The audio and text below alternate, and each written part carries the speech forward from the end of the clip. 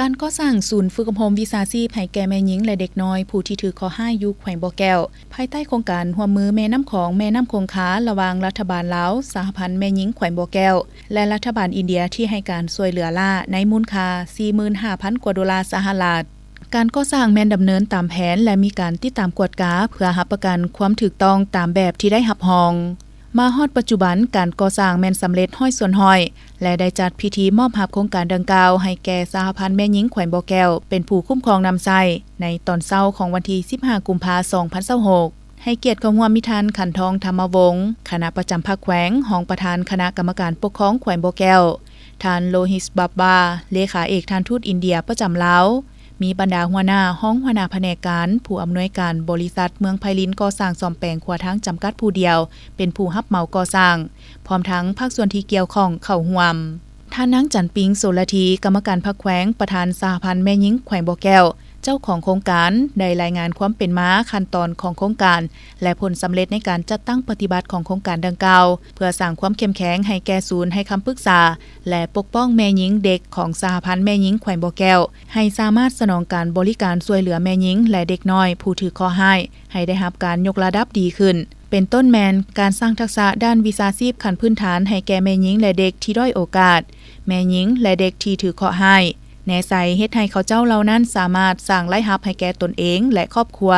เพื่อลดพรความเสี่ยงในการตกเป็นกลุ่มเสี่ยงจากการใช้ความรุนแรงทุกรูปแบบในขบวนการฆ่ามนุษย์การกดขี่ขูดรีดแรงงานกดขี่ขูดรีดทางเพศและอื่นๆภายหลังมอบรับแล้วทางแขวงก็คือสหพันธ์แม่หญิงแขวงบ่อแก้วจะเอาใจใส่คุ้มครองนำไส้ให้ได้รับผลประโยชน์สูงสุดพร้อมทั้งปกปักรักษาให้มีความยืนยงยาวนานและนำไส้ให้ถึงเป้าหมายท่านโลหิสบับบาเลขาเอกท่านทูตอินเดียประจำลาวก็ได้มีคำเห็นว่า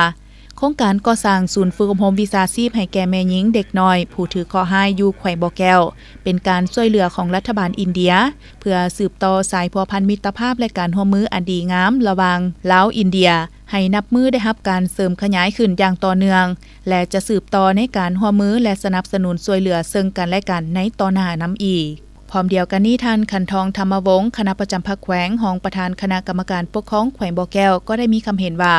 ในน้ำต่างนาคณะน้ำของแขวงบ่อแก้วขอแสดงความรู้บุญคุณมายังรัฐบาลอินเดียเว้ารวมเว้าเฉพาะแมนท่านโลหิสบับบาเลขาเอกท่านทูตอินเดียประจำลาวที่ได้เป็นตัวแทนให้รัฐบาลในการประสานงานให้การช่วยเหลือต่างๆตลอดระยะผ่านมาก็คือปัจจุบันพร้อมทั้งตีราคาสูงต่อกับการช่วยเหลือก่อสร้างศูนย์ฝึกอบรมให้แก่แม่หญิงเด็กน้อยอยู่แขวงบ่อแก้วหลังนี้สุดที่มีความหมายความสำคัญต่อกับแขวงบ่อแก้วในการพัฒนาฝีมือแรงงานให้เอื้อน้องแม่หญิงและเด็กน้อยที่ด้อยโอกาสเฮ็ดให้เขาเจ้ามีเวียกเฮ็ดงานทำก้าวไปถึงการลบล้างความทุกข์ยากเทื่อละก้าว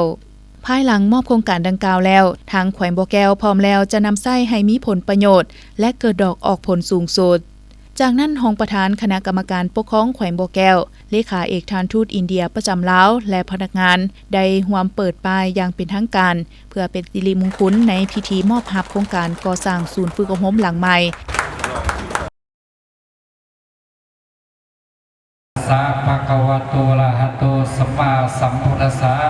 สาธุสักเขกะเมจานุปิกิริและจัดพิธีบาสีสู่ขวัญให้แก่ท่านโลหิสบับบาเลขาเอกท่านทูตอินเดียประจำลาวพร้อมคณะตามฮีตของประเพณีอันดีงามเคยปฏิบัติกันมาต่อการนำคันสูงแขกบ้านแขกเมืองภายในและต่างประเทศ